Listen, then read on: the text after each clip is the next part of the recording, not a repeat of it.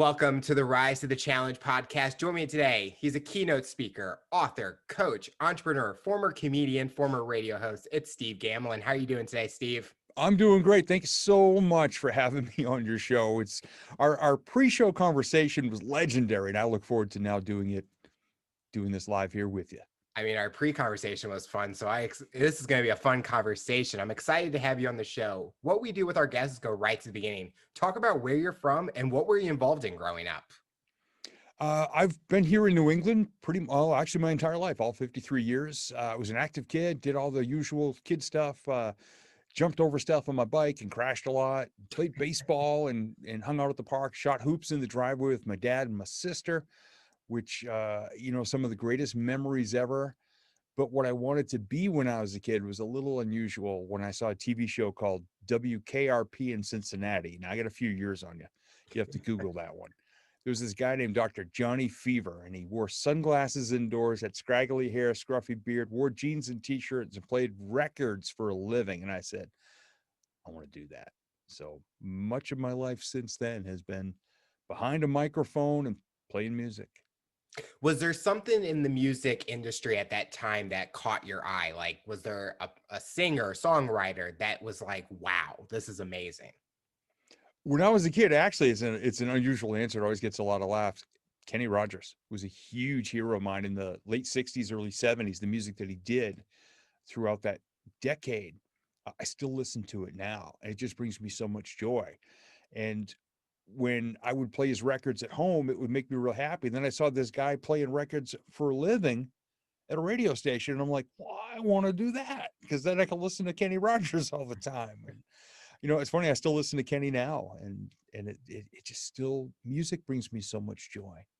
I think that's a lot with people. There's always that song or singer that was so huge in their time. And then every time they hear it years later, it's like it brings back memories. And I think that is something that we all can cherish is because that song had a huge impact in our life. Maybe it was small, but it was something that we remember. And like you said, it kind of gave you that momentum to almost follow a dream in a way.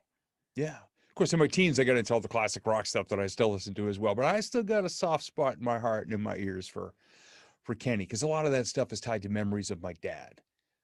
So that's still really big for me. And it's kind of like having a secret. You can listen to this song depending on the mood you're in, or if you need to get fired up for something, Yep. or you're just sentimental one day. There's something for everything if you just really sit and be a part of it. And it's an experience. You just mentioned that the song and Kenny Rogers had a big tie-in with your dad. Talk about that bond that you guys had over that, and how did that impact your life? Well, when we were kids, my dad and I did carpentry together since I was 7 years old. We just lost him a couple years ago. And that extended all the way through my life. We've lived fairly close to each other within usually 15, 20 miles my whole life. So whatever he was building something at his house or a project, or we even did carpentry together as a job for a couple of years way back, we would always have the music playing. Now, of course, it started off with the records. So every 20 minutes, I had to go flip the darn thing over. But then it became cassettes and then CDs. And of course, the oldies radio stations, whenever we had a radio that actually worked. Music was a part of our entire lives together. And Kenny Rogers was one that we definitely shared. So even now, still, he's been gone about 2.5 years. I still have all our CDs that we used to listen to together, the oldie stuff and the Kenny Rogers stuff. And I still listen to it quite a bit, especially when I'm doing carpentry work here at our house. We bought the house 3 years ago, and about 2.5 years ago, I built this recording studio. Wow. It was the only project in my entire life I built without my dad, because he passed away right when I was starting. But all I listened to was our oldie CDs and Kenny Rogers for 3 months while I built the darn thing. And my wife, Tina, knew when she heard oldie, she's, I'm not even going down there. She goes, he's talking to dad right now and probably asking him, how the heck do I do this? Which I did several times. But it keeps us close still. And my favorite picture we ever took together was a selfie I took with my dad, maybe a year before he passed. It's over there on my desk. So I see the picture every day. I'm still surrounded by the music.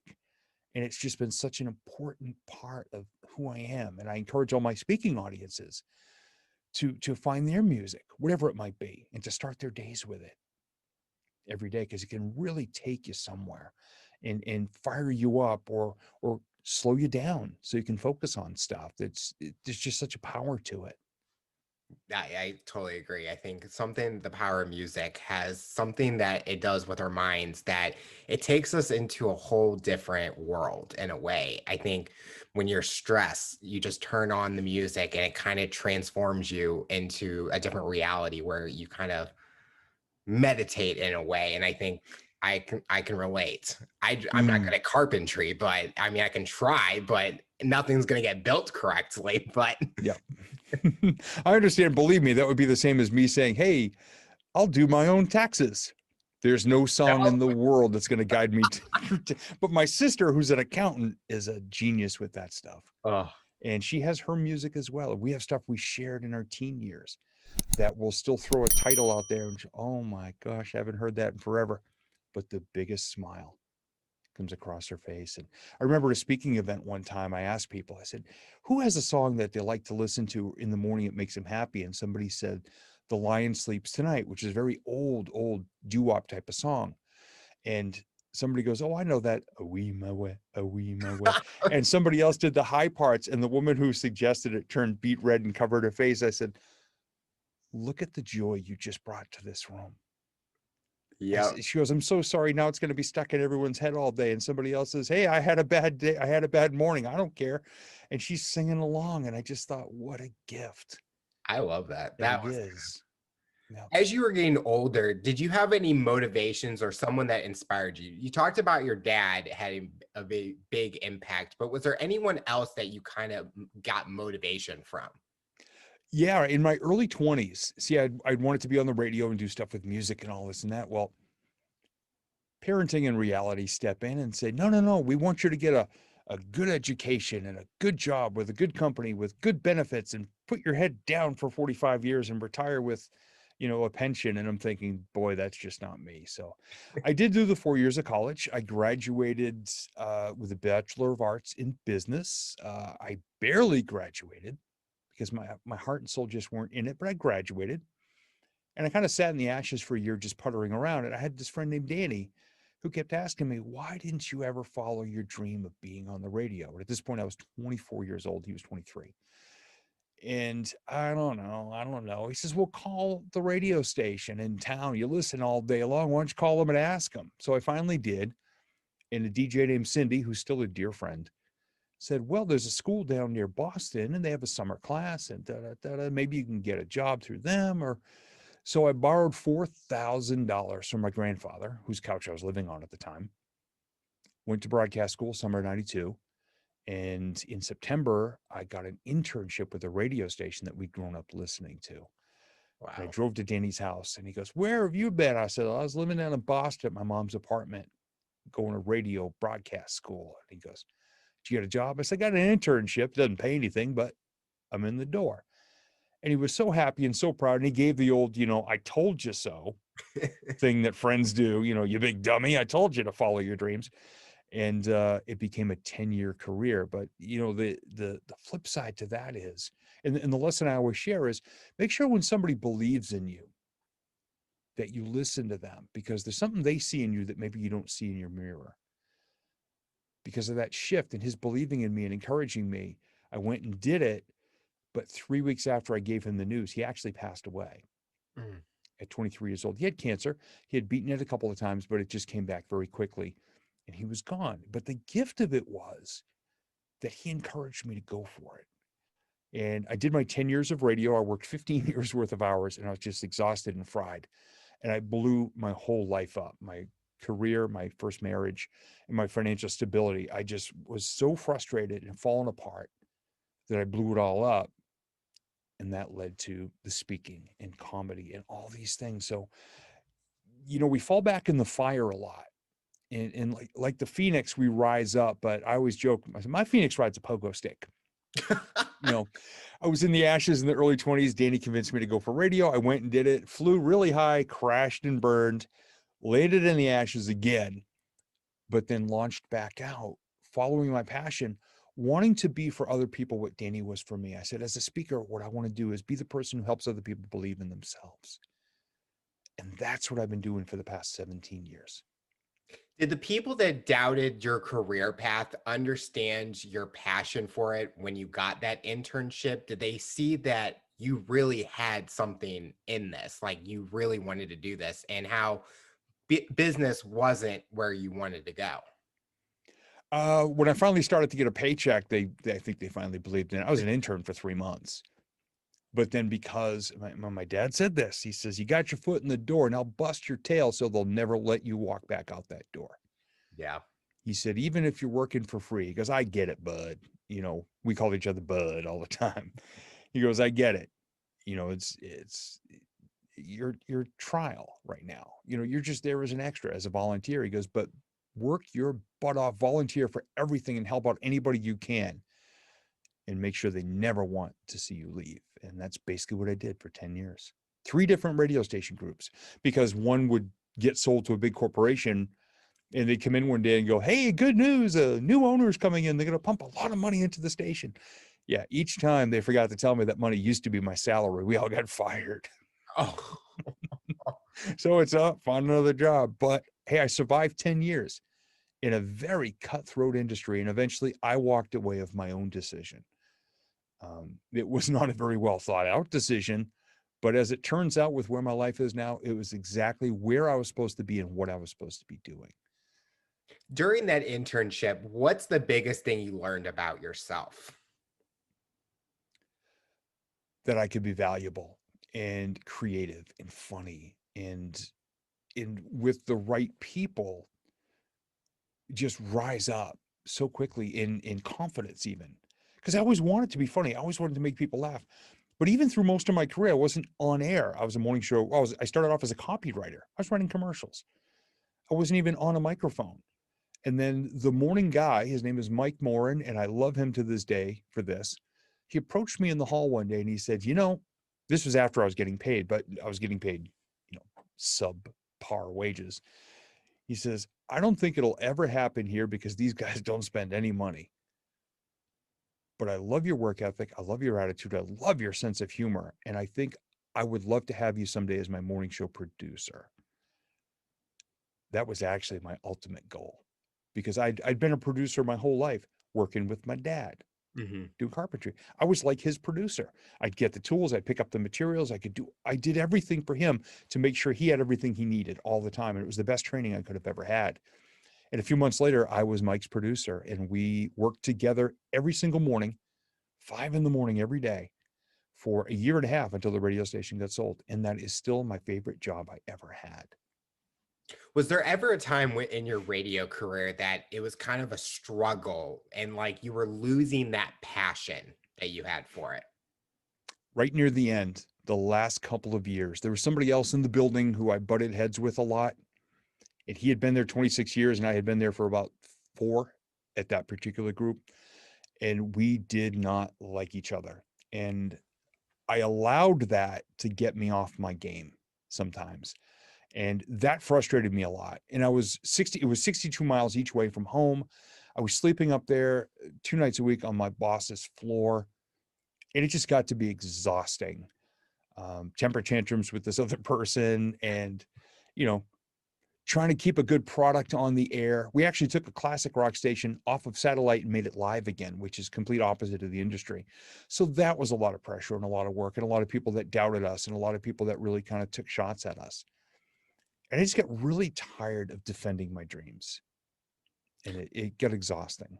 Was there ever a time that when you were butting heads with that person that things got resolved, or it did not get resolved until everyone went their own way? No, we actually had a screaming match in the hallway shortly before I quit. Oh, He had dissed me behind the scenes really bad. We had won a major award and he was bad mouthing us at the table while I was getting the award and I got wind of it. And we just, I can't say we went at it. I went at it. until my song was ending down the hall. And I finally just yelled at him so loud he walked out. And I went back and read the weather or a sponsorship or something. I just wish Never that. got resolved. We just agreed to disagree, and we agreed we didn't like each other. We respected each other professionally, and we helped each other when we needed to. But it just, I'm not really a confrontational guy. So for that to have even happened was a lot. And do I regret that happening? Yeah, because I lost my cool. Do you think that you talked about the regret?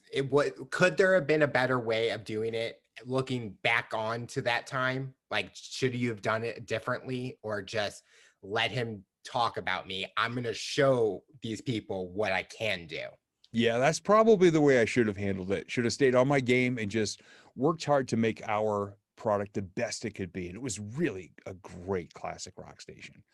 But I let that little voice, and I let these other people who I now realize were all around me. Hey, Steve, pick. Did you hear what he said? Did you hear what he did? And they're feeding it. And finally the pin fell out of the grenade and I couldn't find it. And it just went off. That part of it I do regret. Did he deserve it? Yeah, probably. But did it serve me to do all that? No. I think there's so many people that are listening to this that can relate because every single industry, company, there's always people talking behind your back. And it's weird with my experience where somehow the word gets to me and I'm thinking, wasn't this not supposed to get to me? And then I always view it as, okay, you're talking about me. I'm going to show you what I'm going to do. I kind of don't confront unless it's like serious in a way. But Mhm. over time, I had to learn better because my actions speak louder. And I'm going to do what I've been paid to do, basically. And I think there's never going to be a moment where that's not going to happen at a company. I think it's going to happen. I mean, my family calls me and they're telling me about their employees, and I'm thinking, okay, you're doing exactly what you told me not to do. Like, but then again, I think it's just with the media and everything, TV shows that, oh, I'm gossiping about this person, but that's the life we live in right now. Right. And it is so difficult and it is challenging, especially with social media and in the pace at which the world spins right now. Everything is instant and everything is also, and here's what I tell whenever I speak to teenagers or people in the early 20s, everything is now permanent.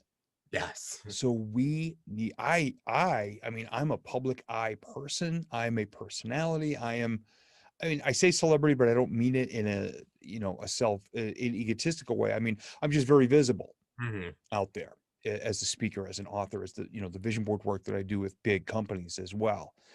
I have to be very careful of everything I do and say out there. And I take that extremely seriously. And that has been what has kept me kind of in my lane, on my path, away from the hands that reach up out of the ruts and go, hey, come down here, some juicy gossip and stuff going on. I do my best to just keep climbing up the mountain now and not get distracted by that self. Oh, somebody badmouthed me. Oh, well, Yeah. where are they on the mountain?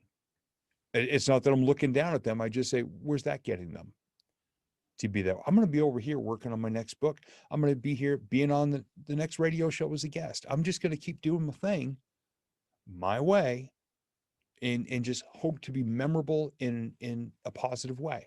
That's all. No, I think that you hit it right on the top of the head because people are digging through like tweets that people have said like 5 years ago. And it's like, what time do you have to do that? But it's like you said, everything out there is permanent. And what you say sometimes gets twisted. You talked about your huge like challenges that your job had with marriage financials. Talk about that moment. How did that all happen and how did that affect you mentally?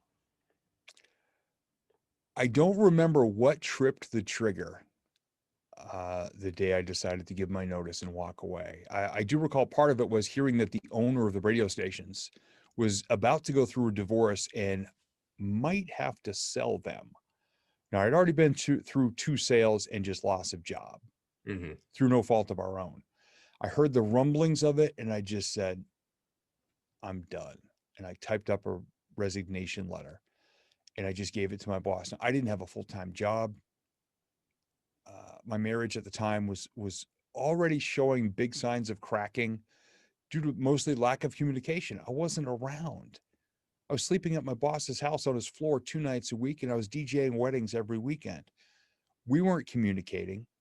It was not a very well thought out plan. And all at once, my entire life, I blew it all up. The only person who could take blame for that is me, because I made the decisions. Now, would I do that again now? Not in a heartbeat.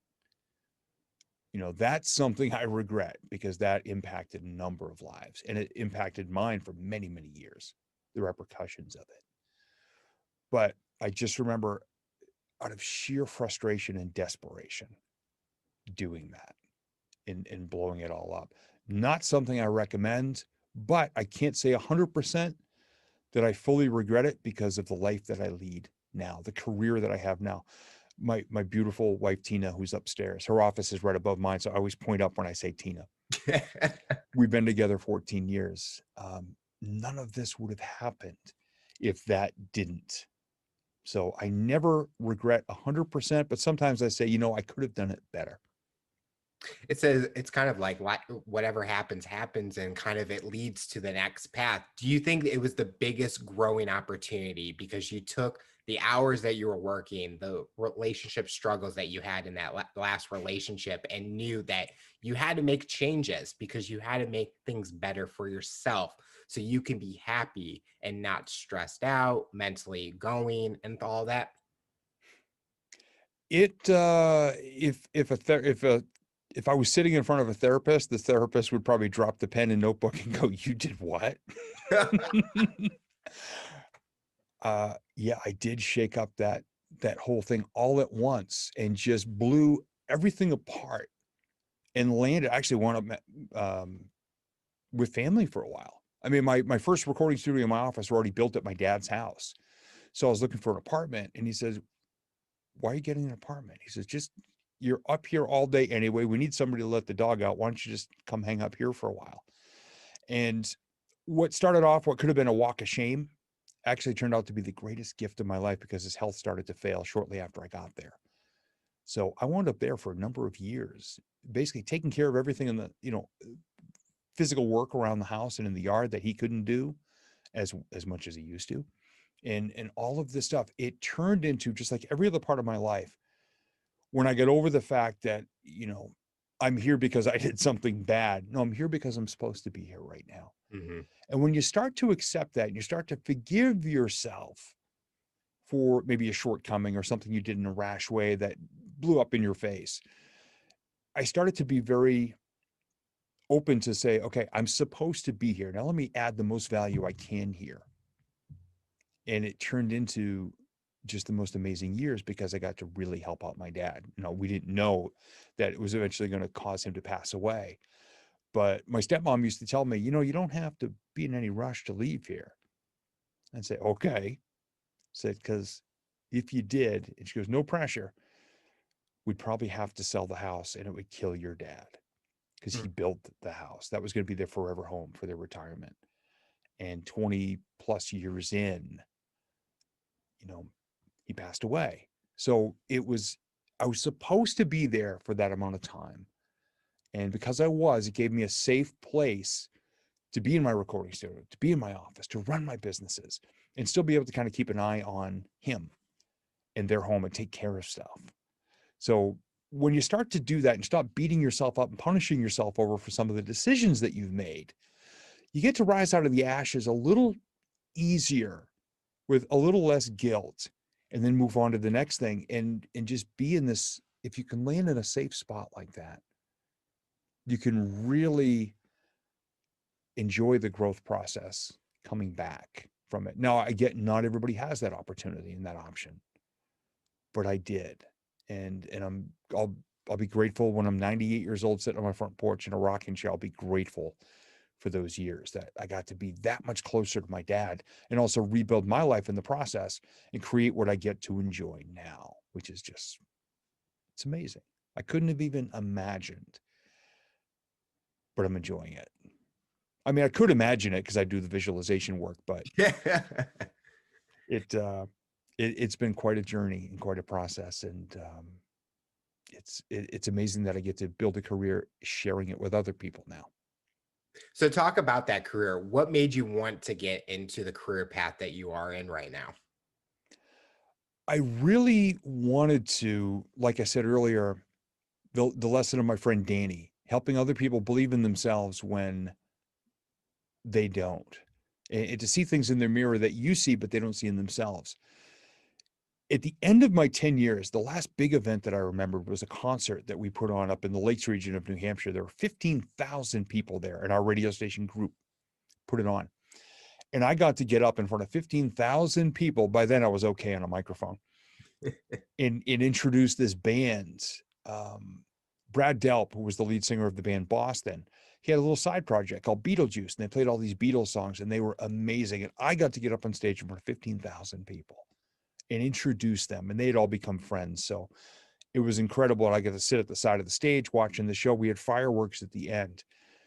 And for some reason, I just got really emotional. And I'm looking up at the fireworks while there's music playing. And I was talking to my friend Danny. I said, man, can you believe this? I said, 10 years ago, we had a conversation and you got me to go follow my dream. And I actually I had tears coming down my face saying all this. I said, I don't know where this is all going to lead because I'd already given my notice. I said, but I want to do that for other people. And then about a year or so later of just kind of assessing the damage of walking away from everything, I was hitting golf balls at a driving range, and I'm a horrible golfer. So I was way down at the far end of the tee boxes, underneath these big power lines, steel poles, and giant electrical cables above me. And a thunderstorm happened. This was August of 03, and it was really humid. And everybody but me ran from the thunderstorm. And I'm just sitting there saying, well, my life really just blows. I'm like, go ahead. Just, take your best shot. I don't care. And everyone but me ran from the storm. So I hit my bucket of golf balls. And I was just there getting out frustration, just taking it out on some golf balls.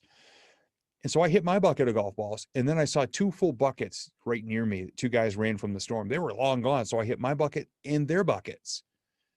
And after an hour, I couldn't even lift my arms. And when I got to the car, the sun came out and I just started laughing. I'm like, really?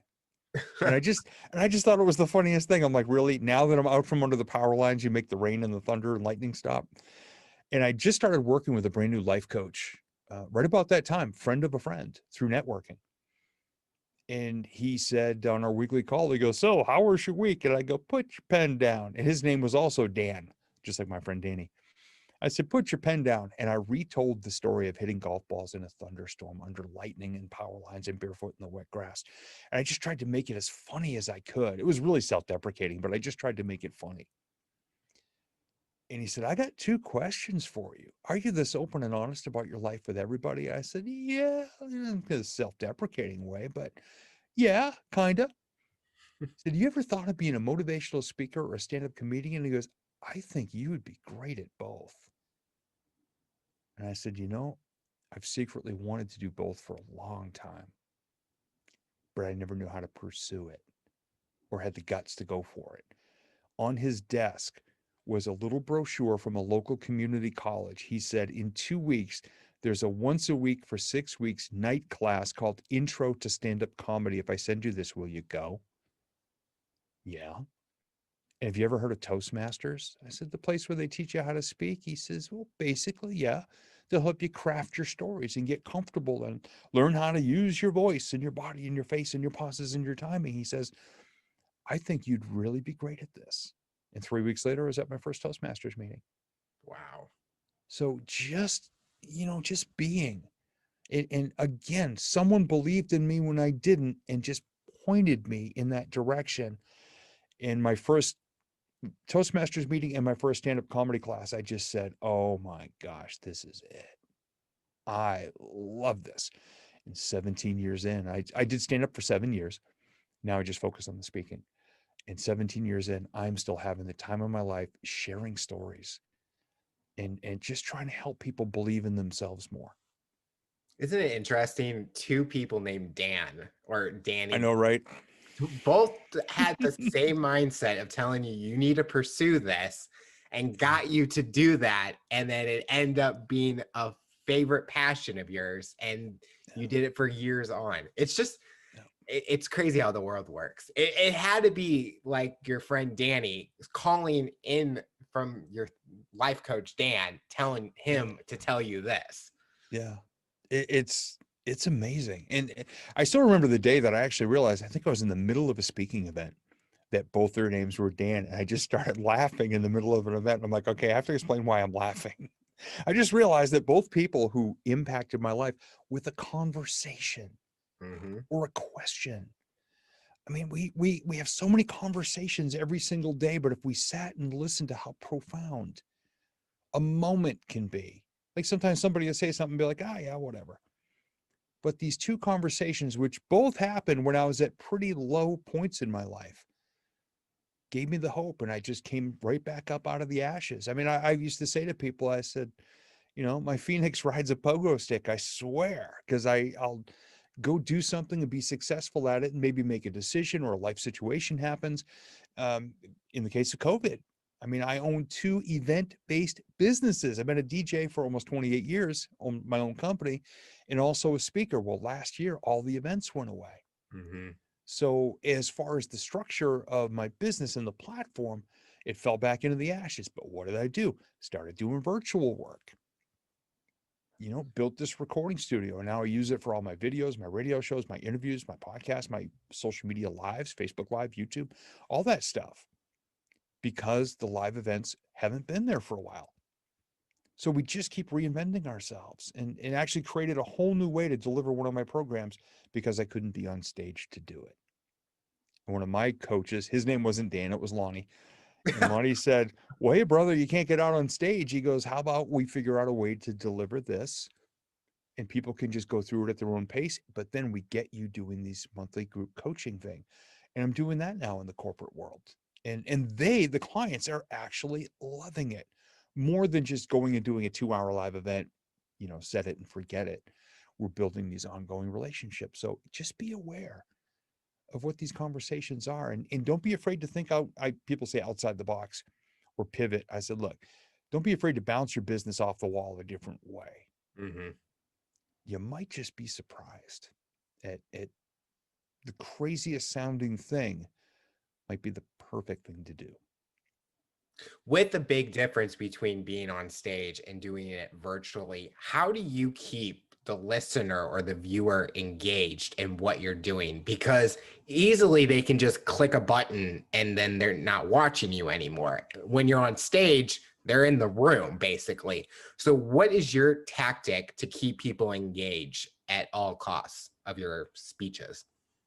I just do my best to bring the essence of who I am to everything. And that's whether I'm on stage or sitting here in the studio looking at a little webcam. And some people have said, oh, you got to have music and you got to have lights and you have to have all this. That's not me. It's just not me. And so what I try to do is understand the needs of my audience, the pains they may be going through, the struggles they might be having, and to the best of my ability in my lane, in my subject matter, to deliver that and to use my voice and my face and the pauses and the expressions to convey that. That's the best I can do. And in the case of the live events, you know, people have said, oh, I went to an all day, let's just say Tony Robbins event, and they got the lasers and the fog machines and the thundering music and everybody's jumping up and down, yelling things that rhyme. I'm like, yeah, that's not me. They said, you mean if Tony Robbins invited you to an event, you wouldn't be a part of it? I said, oh, hell yeah, I'd be a part of it. I said, I'll follow Tony on stage. I'm not afraid to because I know who I am. But when he introduces me and everybody's jumping up and down, clapping, screaming, I'm going to grab the microphone and go, okay, thank you, Tony. All right, you want to shut off that music? Cut the lights. Cut the lights, shut off the damn fog machine. I'm 6'2" and it's up to my waist. And I'm going to just walk out and I'm going to ask him, turn up the lights. I'm going to sit on the edge of the stage, dangle my feet off the front of the stage, and have an intimate conversation with 10,000 people about why I became a speaker. And that's it. I mean, I'm just who I am. And some people have said, Steve, you gotta yell stuff that rhymes. You need acronyms like team, together, everyone achieves more, fears, false evidence appearing real. Like I have one acronym, MOSA Fogey. Many other speakers are full of garbage. Indeed. Oh, wow. because it's stuff like that. When people said, you know, it's like going to motivational speaker school. Well, you got to do this, you got to do that. I said, no, I don't. I just got to be me. And It's I'm the same person on stage, off stage, backstage, standing on the street corner, or walking down the Captain Crunch aisle at the grocery store. I'm the same guy.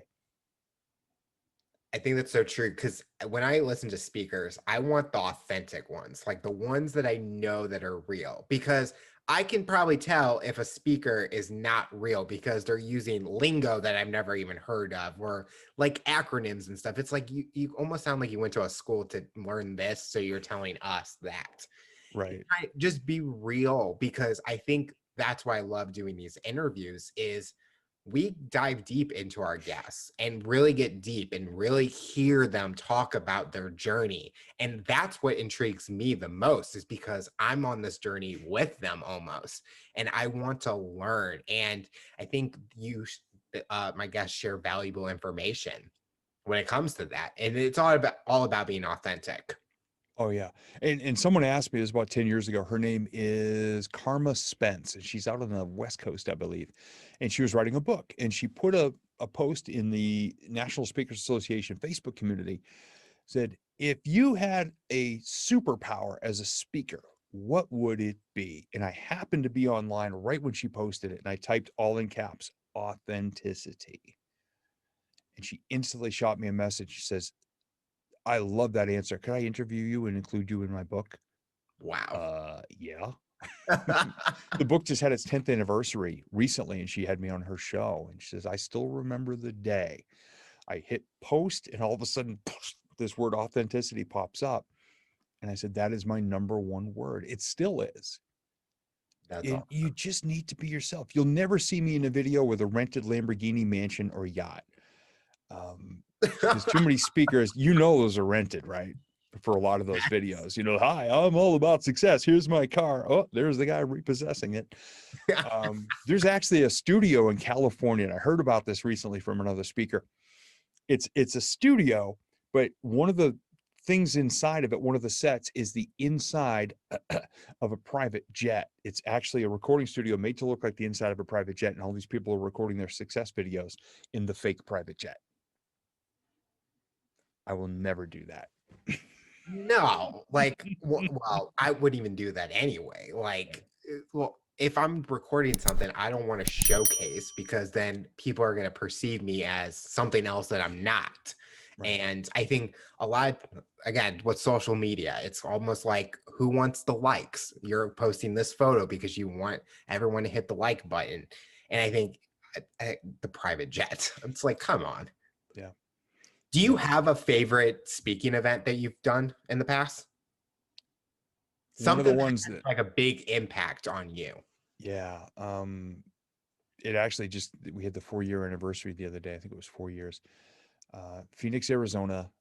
I flew out for this one. This was a big one. 500 people in the audience. It was one of my keynote speeches. It's called Attitude, Action, Traction. It's a back to basics, positivity, and humor blend. And the audience was 250 people who have survived traumatic brain injuries. And the other half of the audience were their caregivers. And it was my job to come in as a person who's not experienced a brain injury, because they wanted somebody positive, upbeat, fun, humorous, caring, loving, and accepting. They wanted somebody to come in who wasn't sharing a tragic life story so much as to bring in joy and just bring the positivity for them. And whatever they took from it was wonderful. And they were an incredible audience. And that's one that I will remember when I'm in the old speaker's home, because it was such a room full of love. And even after my presentation, there wasn't anything right away. And I was making my way through the audience, and people kept waving me over and coming over, getting hugs and handshakes and high fives of people that just said, you made me laugh. And I just felt so good. And that was a memorable one. And the second part of that was memorable was about 10, 15 minutes in, I'm having trouble hearing myself. And I asked people, I says, my microphone cutting out? And in my periphery, I saw the audio visual guy holding up another mic saying, I gave you the wrong one. So my microphone was not working in front of 500 people. And I just said in the moment, it just struck me. I said, okay, we're going to switch the microphones for a second. What I want you to do, we're going to put y'all on hold, and I want you to hum Rocket Man or Muskrat Love to yourself for 60 seconds, and we'll be back. And they thought it was part of the presentation. They started laughing. And the audiovisual guy at the end said, oh my gosh, he goes, most speakers would yell at me for that. He goes, thank you. That was actually pretty funny. And so it just being, and it was such a room full of love. And we're actually in negotiations. I hope I'll be back there again next year. Because they're just wonderful. And it was, some people say, well, the time I got a standing ovation. And for me, it's the time that I was in a very special room with some really amazing people who just love the simplest things in life. And they recognize how lucky they are and fortunate to be where they are with the people that surround them. And I got to be there. It was amazing. And those individuals just wanted to hear stuff that's positive. Like they Right. wanted to be not in the moment of what they're going through. They want to be in a different world and just having fun. And you brought that to them that day is Yeah. fun and enjoyment. And see, for me, that's something I would, if I was going through that, I would remember that because you see all the smiles that you put on people's faces, and Yeah. you know that the words that you talked about, they'll remember that forever. It lasted a long time for them. Yeah. And as it has for me.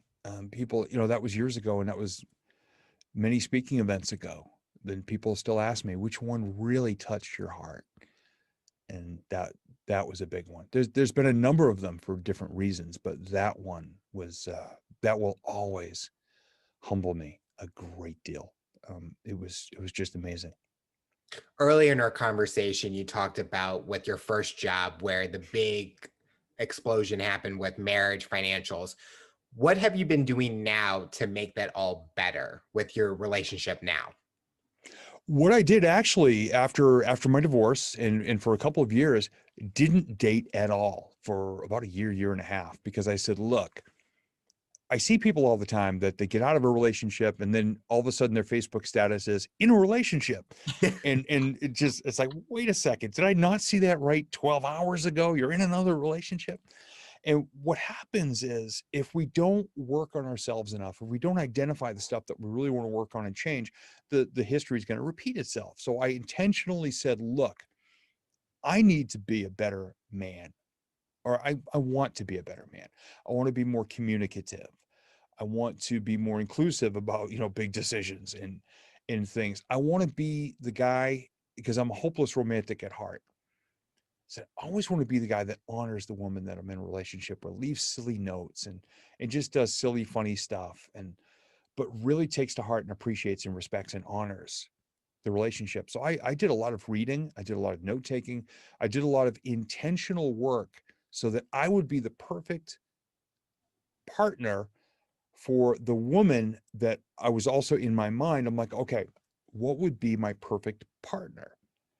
What would she be like? What would she like to do? What would interest her? What would she appreciate? All of that. So I spent a couple of years really formulating that and seeing it, because I started doing vision board work very early on in my speaking career. And I started to create and map out what I thought the experiences would look like. There was a man and a woman at the railing of a ship at sunset, just holding hands, looking at the sunset, walking on a beach, holding hands. A guy piggybacking his girlfriend through a brook so she wouldn't get all wet. And they were laughing. And I said, all this stuff is me that I want to be. And so I started really formulating that. And then in June of 07, I put those pictures on that year's vision board. I mean, January of 07. And late May or early June, I wrote in my journal, I am ready to fall in love. And 10 days later, I got an email that I almost deleted because I thought it was spam, from someone named Tina. And I opened it up the next day, and it was a girl I got to high school with who I had a crush on when we graduated in 1986. And I never asked her out because I didn't have the guts. 21 years later, after zero communication, she reached out to me 10 days after I wrote down I was ready to fall in love. And this June is our 14th anniversary. That needs to be like a movie right there. Yeah. That's like a love story right there. Yeah, that story got me on Oprah's radio network 4 times, talking about law of attraction and soulmates and all that stuff. And I've told Tina over and over and over. I said, look, if you ever end this relationship, just understand you are going to demolish my speaking career, because that's everybody's favorite story. But here's the thing: 14 years in, we still leave each other notes. We laugh. We sit on the couch together every night. First thing every morning, whoever's alarm goes off first, that person's foot reaches for the other person's foot every morning. And we are living every single thing that I saw and that I created with my vision boards, and the person I wanted to be and the type of person I wanted to attract. We've created everything, and we work hard every single day to maintain it because it's so important to us. It's not just wishing for something and then getting it and not appreciating it. You just can't do that.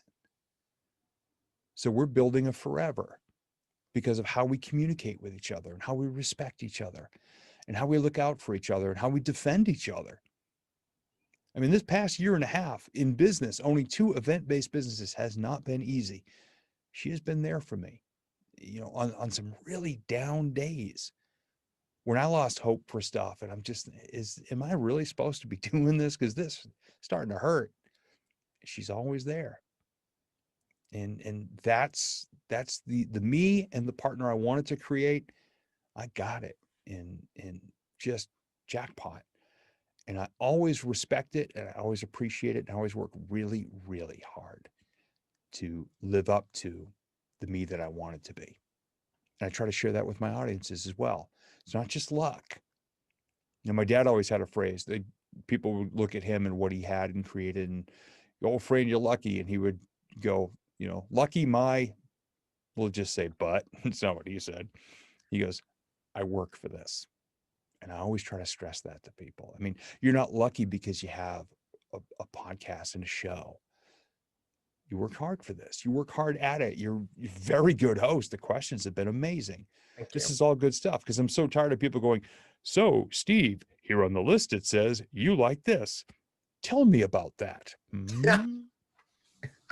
There are people out there who still do that. I'm not going to call them out by name, but there are people who do that. And you and I, man, we're hanging on a front porch, having a conversation like we've known each other for 20 years. That's what I love about this, because that's who I am. So this is great. I just love the real conversations. I mean, I can see why Oprah liked that, wanted you to come on 4 times. I mean, it's just amazing to hear, because you see all over people always wishing for the way that they want a relationship, or they dream about it and they write things down. And then when it happens, they're like, where did this come from? And it's like, there's a calling, like it's out there for everyone. It just may take a little bit of time. And I use that for everything. We're all on different journeys. Some people, they get to it right away. Some people are taking the long path, but everyone has that end goal that they're wanting. We're just all on different paths and going through different obstacles to get there. Yeah. And it can be really tough sometimes when the rewards do come. Boy, if you've got some bad self-talk going on inside and you've got imposter syndrome going on, which is very common. And believe me, I've lived it. I've worn that hat and the name badge and the t-shirt and the socks. If you don't, you've got to at least understand that you've earned it. And sometimes good things happen and people are like, "Well, I'm not worthy of it." And they sabotage it. Gosh, if it's showing up in your life, please understand that you've done something to deserve it, and work through and understand that you have the opportunity to be a part of this gift Yep. because of who you are and who you've been up until now.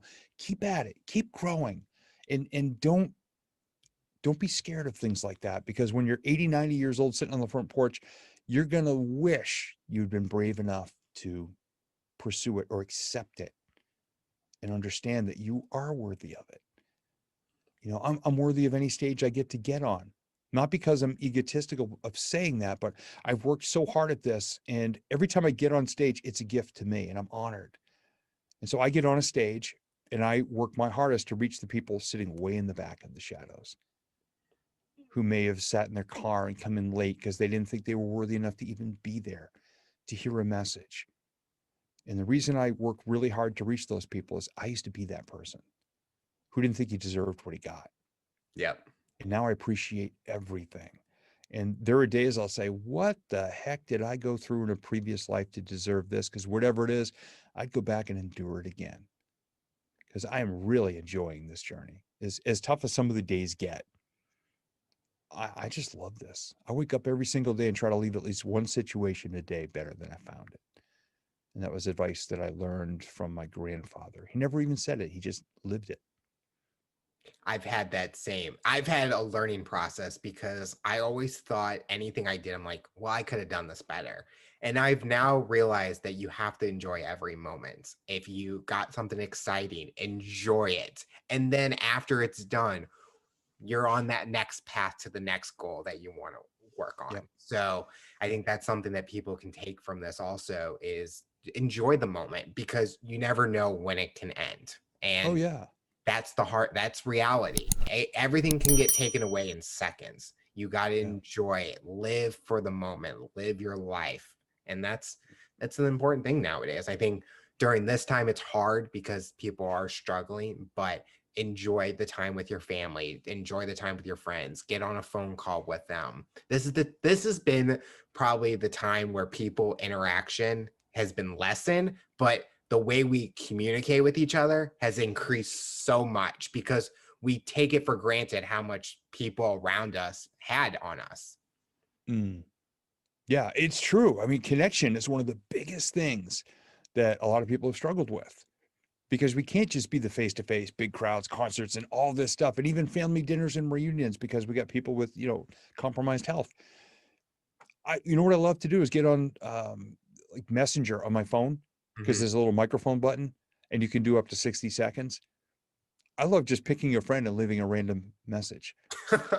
And if I'm having a struggle day, I'll reach out to one of my best friends. I go, "Do you remember the time we did this?" And tell the funniest story about something we did so many years ago.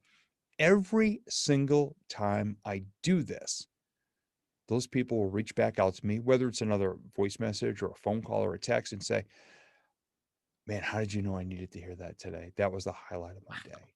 Because the connection is so important. Write notes, send silly postcards, shoot videos to friends, whatever. Yep. Reach out because, and it's funny, we say, well, I want it to make someone else's day. You know who gets the most reward out of it? You do for You do. doing it. Yep. You just do. I mean, I had a couple of let's just call them disappointing bits of news today with regard to something business wise. And then I found out about one of them shortly before my weekly 7:30, you see it on the chalkboard, Motivational Firewood Weekly. I have a weekly group coaching program. And I found out shortly before that. And I said, I'm really coming from kind of a down place today. I said, I hope I can bring it for the show. I'm just really not in a good mood. And 30 seconds before I went on, I said, that's nobody's problem, is it? I said, I'm not here to wallow in anything. So I just got on there and the callers, the membership people started to come in and I just shot myself right out that cannon and we had a ball. And they were interactive and I felt better. I got off of that call and I said, what bad day? I mean, Yep. it was just on fire. And somebody even texted me, they said, man, you just shot yourself out of a cannon. Wow. And then I explained to her, I said, yeah, I was in a really bad mood an hour ago, but it wasn't. Just a couple of things happened today that I was expecting that just didn't happen. But oh well, we live to fight another day. Yep. And it's what we do with it. It's how we react and respond to anything. And I don't care what anybody says. You are 100% in charge of both of those things, how we react and how we respond. They're different, but we are in charge of those. And just because people are whining and screaming and complaining on social media does not give you the right to do so Mhm. as well. You're in charge of how you react and respond. And I hope that your listeners and viewers will remember to stay on their path, like we talked about. Just be you and keep moving forward and don't get caught up in all this stuff. Just because someone throws a grenade at your feet doesn't mean you can't just kick it back at them and keep walking. We don't have to become part of every little thing. We got our own song. We have our own music we listen to and the music we make as well. So, what does the future look like for you? What are you hoping to accomplish personally and professionally in the next couple years? I would love to, with the way that we've created now that I deliver the Vision Board Mastery Learning Program, I would love to get into some of the Fortune 500 companies, the ones that actually believe that personal development is just important as professional development, and that helping people to understand why they're in that space and in your workplace every day is really important to get the best out of people and build intercompany relationships. So I would really love to get that as one of the go-to personal development programs out there. That's the big thing that's on our horizon right now that we're working with, especially with the way, thank you, COVID, that we had to repackage it to deliver it. It was the greatest gift actually that could have happened. It's not been an easy road, but it actually caused us to bounce the business off the wall a different way. Yep. And we've got some companies going through that now. I really want to get back out on stage. I'm so excited to get out of here and be live in a room full of, gosh, even 50 people. I would love that. Another 500 would be great. But even 50 people to just get out there and connect and feel and vibe off each other. Yep. That'll be really great to do that and to just bring some good energy and humor and just be with people. I know Yeah. it's the interaction with the people. Like I was supposed to go to like a sporting event, and my mom and I had the conversation with some states that are doing 100%, and it's just I just want to be there. Like there could be 30 people in the stands, but you know that every fan is going to be screaming like crazy, and that's just the feeling. And Yeah. it's like you said, 50 people to 500 people. 50 people still does it for you because it's the interaction. You physically see them sitting in front of you. And that's what I'm waiting for. It's we're on that slow journey. Like Yeah. we're gonna get there. It's Yeah. we're taking time. Yep. And I've just been rolling with it the whole time. I'm just doing what I need to do to stay in business and continue to grow my business.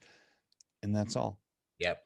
That's all. I'm just doing what I love to do most and what impacts people in the most positive way. I just had to get creative in the ways I deliver it.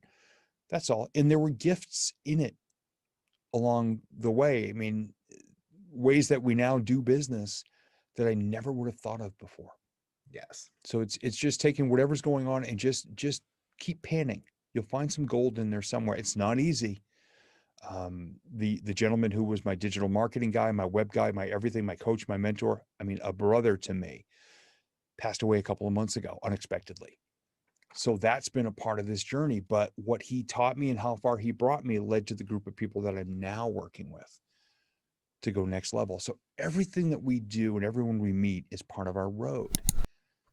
And it doesn't mean the road's over. Sometimes it's just a fork, or sometimes it's a sharp right or a sharp left, but just keep walking. Yep.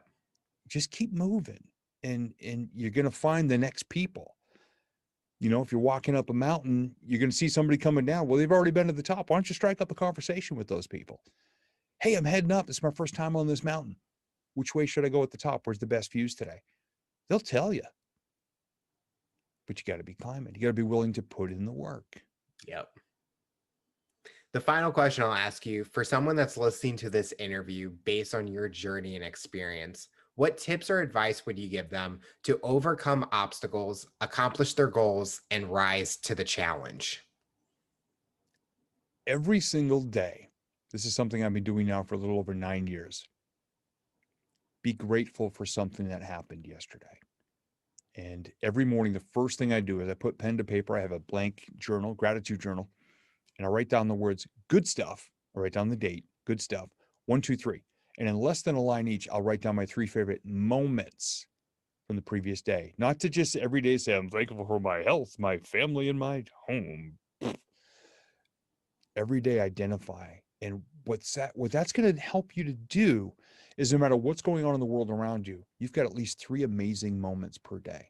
Conversation you had, an act of kindness you did or received, a phone call you had, a business deal you closed. You're going to see over time that you're progressing. Even if you're thinking in the big picture, I don't feel like I'm getting anywhere, you're going to realize that all these little footsteps, it's like the stones that are sticking out of a pond or a brook, Mhm. and you're walking across and you're getting somewhere. Just acknowledge those moments every day. And the weirder, the better. I've had some really bizarre ones over the years, but I can open up my gratitude journal. And if I've captured it well enough, even in one line, I can burst out laughing or smile or be grateful or just fall in love all over again because I've acknowledged the journey. And those become your golden footsteps. So I encourage people, I challenge you to do that for 7 days and see how it impacts your day. It's the greatest lesson that was ever taught to me. Now I teach it to others. Well, Steve, I want to thank you so much for coming on the show and talking about your rise to the challenge. You're inspiring so many people, and we're excited to see what the future looks like for you. Thank you very much. Pleasure to be here. I loved this conversation. And by the way, you're going to be item number 1 in tomorrow's gratitude journal.